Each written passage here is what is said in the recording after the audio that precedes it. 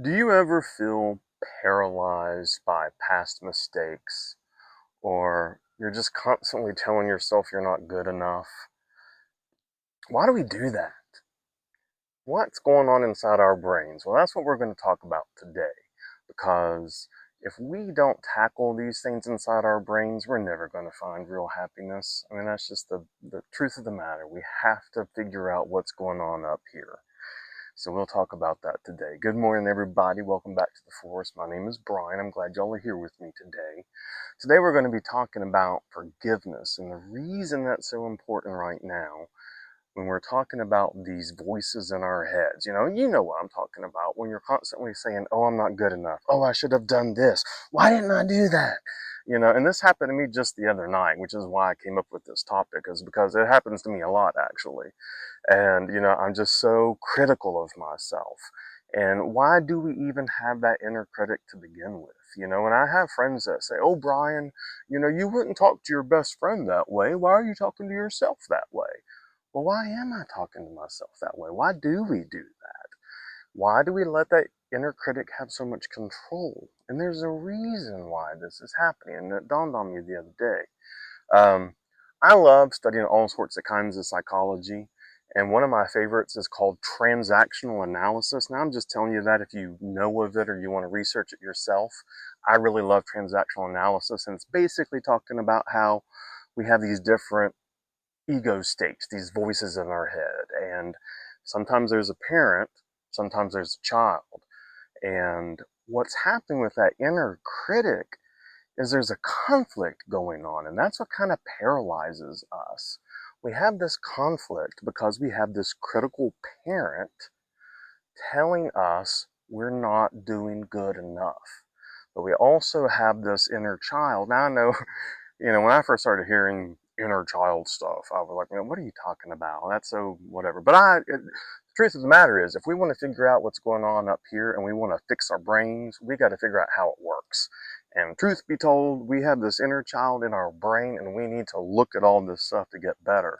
So we have this critical parent, we have this innocent child, and the thing is, this innocent child is trying to do all this stuff. And so when the forgiveness comes into play, where we have to think about it is this parent is critical, but it's doing the best it can, and the child is also doing the best it can. And so when we look at past mistakes, I can think of all sorts of things I should have done differently in my life, especially with my age. As we get older, we start to think, man, did we waste all these years? Why didn't I do this? I moved to Dallas, Texas and Nashville. Why didn't I stay there? How dare, and start beating myself up. Um, First step of forgiveness is forgiving that inner child, because the inner child did the very best it could with the knowledge that it had. So we, in our adult state, need to take that inner child and forgive it. But see, here's the key that I was missing the other night that I finally figured out too, is I have to forgive this critical parent. It's this parent that is so mean. It's this parent that is saying, you should have done better. And where did this parent come from? For me, if you think about it, most times this critical parent came from our parents. And for me particularly, my father was just he's dead. Um, but anyway, he was just a tyrant. And, um, he was so brutal with all of us, quite honestly. And so the idea is, I think he thought he could just like beat sense into us, or, make us work harder and all this sort of stuff. And so his idea was to berate us. Now, when our critical parent is doing that inside of our head, we have to understand that it also doesn't know what it's doing. That's how it was learned. That's how it was taught to parent us. And so this critical parent really is trying to be good. And that's where we can learn to forgive this critical parent too, is we understand that this critical parent is also only doing the best it can.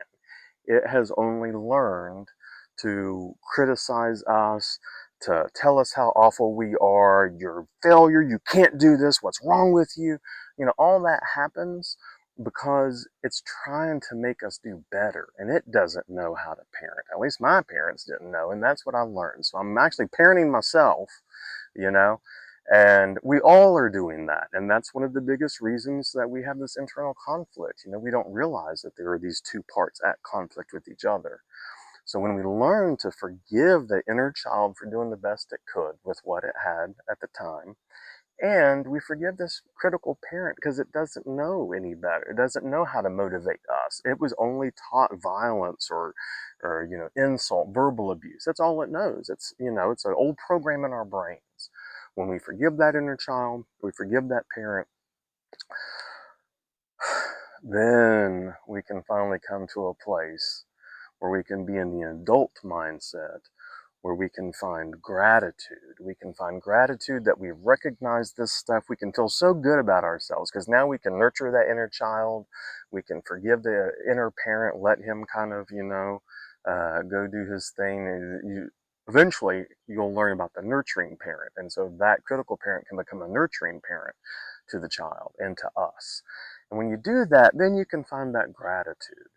And really, that's when you find that happiness. And that's why I say, forgiveness is the only real way to find happiness. And it isn't just forgiving other people, and we'll talk about that one day, but it's about forgiving ourselves and forgiving our parts inside of our brain. Then we can be happy. That's how we find true happiness. I hope that that was helpful for you today. I'm really glad that you all came to join me today. If you like this kind of stuff, please like and subscribe. That lets YouTube know who to send this stuff to. I also created that Ko-Fi page, so if you want to donate and help me continue to make these kind of programs and these videos, I'd love it. Definitely every little bit helps. And like I said, I'm not a big channel, so I really need the support. So I appreciate you all taking the time to do that. And, I hope that you stay kind, and I hope that you stay grateful. And as always, I'm grateful for each and every one of you, and I hope you have a wonderful, wonderful day.